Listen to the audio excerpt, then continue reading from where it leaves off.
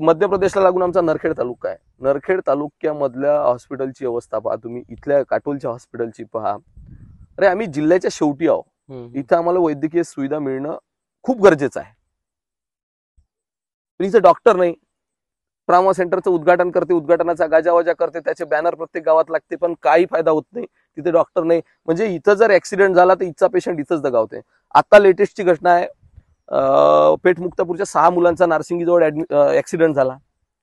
त्यापैकी ते पोरं जखमी होते, 3 गंभीर होते त्यातले. त्या जलालखेड्याच्या पीएससी मध्ये ते अँब्युलन्स होती, तिच्यात डिझेलच नव्हतं. तर त्या पेशंट वेळेवर पोहोचला नाही, त्याचा इलाज उशिरा सुरू झाला. त्यातला एक पोरगा, सागर शेंद्रे नावाचा पोरगा दगावला. मग आता ठीक आहे ना, सरकारी यंत्रणा जेव्हा हतबल आहे तर मग हे जबाबदारी कोणाची आहे? हे जबाबदारी स्थानिक लोकप्रतिनिधीची आहे.